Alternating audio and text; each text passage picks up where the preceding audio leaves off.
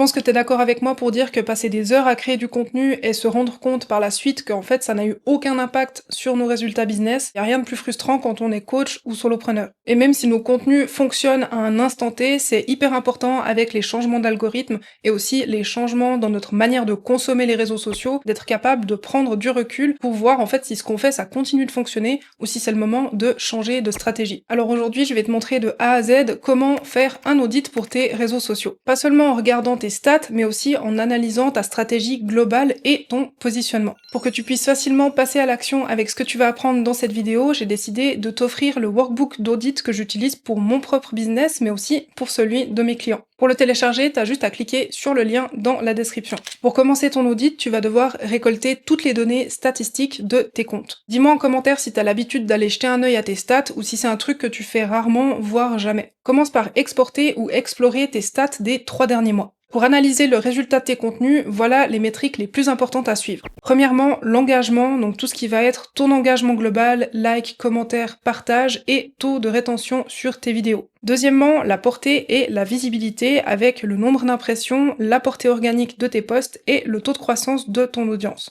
Troisièmement, tout ce qui concerne les conversions. Le taux de clic, le taux de conversion vers ton site web et le nombre de leads générés avec tes posts. Et pour finir, les performances par type de contenu. L'idée ici, c'est d'analyser les contenus les plus performants et faire une comparaison des formats pour trouver ceux qui fonctionnent le mieux pour toi. Prends vraiment le temps d'analyser ces statistiques parce qu'elles vont te permettre de déterminer les types de contenus qui fonctionnent le mieux, que ce soit en termes de thématique mais aussi en termes de format. L'objectif, c'est de déterminer sur quel type de contenu tu vas te concentrer pour la suite. La différence entre un business qui cartonne et un business qui stagne, c'est pas seulement les chiffres, mais c'est aussi le positionnement et la façon avec laquelle tu vas réussir à te démarquer. Pour analyser ton positionnement, pose-toi ces questions. Est-ce que ton message parle vraiment à ta cible idéale? Est-ce que ton branding est cohérent sur tous tes points de contact? Et est-ce que tu arrives à te démarquer naturellement de tes concurrents? Le secret, c'est pas d'essayer d'être partout et de vouloir parler à tout le monde. C'est plutôt d'avoir du contenu qui résonne précisément avec les personnes que tu veux aider et que tu peux aider avec tes offres. Alors bien sûr qu'avoir un positionnement précis, ça va forcément faire en sorte qu'il y a des personnes qui vont pas se sentir touchées par ton message. Mais en fait, c'est ça l'objectif, c'est vraiment d'attirer des personnes qui sont sur la même longueur d'onde que toi et que tu peux aider et de repousser naturellement les personnes qui n'ont aucun potentiel de devenir tes clients. Si à ce stade, tu as besoin d'aide pour vraiment bien définir ton public cible et mieux le connaître, j'ai préparé un template que tu peux aussi télécharger avec le lien dans la description qui va t'aider à te poser les questions existentielles pour vraiment bien comprendre les besoins de ton public cible et le type de contenu que tu vas pouvoir créer pour y répondre.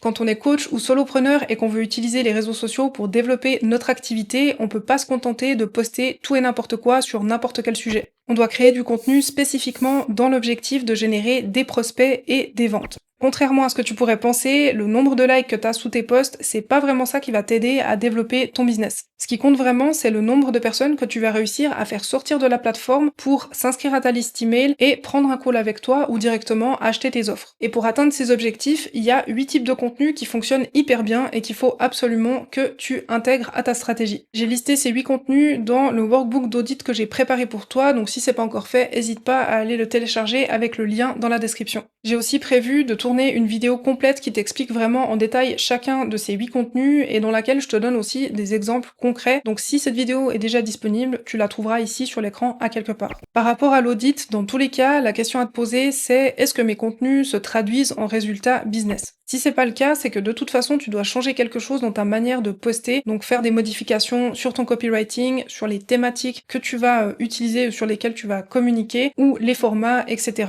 Maintenant qu'on a fait toutes ces analyses et qu'on a toutes ces informations, on va pas les laisser dormir dans un coin. Je vais te donner un plan en béton pour transformer tout ça en vrais résultats dans ton business. Première chose à faire, prends un moment pour identifier les 3 changements stratégiques qui vont avoir le plus d'impact dans ton activité. Ensuite, pour chacun de ces points, fixe-toi un objectif SMART, donc qui soit spécifique, mesurable, atteignable, réaliste et défini dans le temps. Et pour finir, ce que tu vas faire, c'est te créer un plan d'action sur 90 jours. Pourquoi 90 jours? Simplement parce que c'est une durée qui est assez courte pour rester motivé et pouvoir vraiment visualiser ton objectif, et en même temps assez longue pour pouvoir tirer des vraies conclusions de ce que tu vas mettre en place. À l'intérieur de ce plan, note chaque action que tu vas mettre en place semaine après semaine. Plus ce sera clair et précis pour toi, plus ce sera facile d'exécuter cette stratégie au quotidien. À chaque fois que tu fais des modifications dans ta stratégie de contenu, c'est hyper important que tu prennes l'habitude de mettre en place un bien suivi. Sans ça, tu risques de bloquer ta croissance en continuant de faire des trucs qui simplement ne fonctionnent pas. Donc tout d'abord, ce que tu vas faire, c'est définir tes indicateurs de performance clés, qu'on appelle aussi en anglais les KPI. Pour un coach ou un solopreneur, voilà les KPI qui sont essentiels à suivre. D'abord, les métriques d'engagement, tout ce qui va être taux d'engagement global, donc like, commentaire, partage, et taux de rétention sur les vidéos. Ensuite, on a les métriques de visibilité. Ça va être tous les chiffres qui concernent la portée organique et le nombre d'impressions, mais aussi tout ce qui va être l'évolution concrète de ton audience, donc le nombre de followers que tu vas gagner. Ensuite, on a les métriques de conversion qui sont en fait les plus importantes pour ton business. Ça va être le taux de clic vers ton site ou tes offres, le nombre de prospects que tu vas générer et le taux de conversion vers ton site web. Tu l'auras compris, le plus important, c'est vraiment de se concentrer sur les métriques qui ont un impact direct sur ton business et d'éviter de t'éparpiller en suivant trop de chiffres différents. Une fois que tu auras défini les indicateurs que tu veux suivre, voilà ce que tu vas faire. Déjà, tu vas créer un tableau de bord de suivi mensuel. Pour ça, tu peux utiliser Notion ou aussi simplement une feuille Google Sheet ou Excel. Ensuite, tu vas planifier des analyses trimestrielles pour ajuster ta stratégie. Tu dois traiter ces rendez-vous avec toi-même pour analyser ton business comme des rendez-vous que tu aurais avec des clients. Donc ce que je te conseille pour ne pas les oublier, c'est vraiment de les intégrer dans ton agenda. Personnellement, ce que je fais, c'est que régulièrement, j'ai des rendez-vous CEO Day avec moi-même et ça me permet justement de faire toutes ces analyses-là et de regarder simplement la stratégie de mon activité de manière générale. Et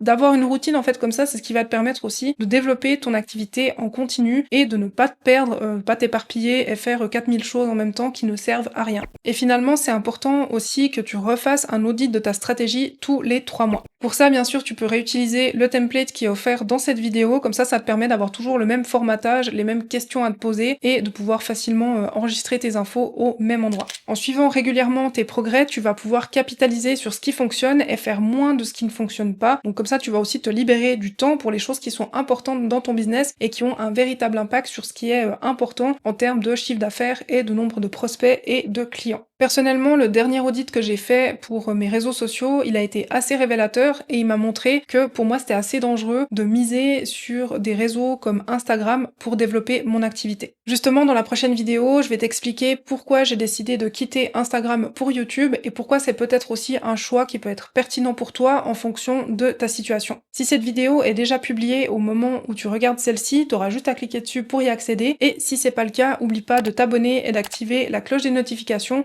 pour savoir quand elle sera disponible. En tout cas, si tu as des questions pour réaliser l'audit de tes réseaux sociaux, n'hésite pas à les laisser en commentaire, je te réponds avec plaisir et je te dis à bientôt.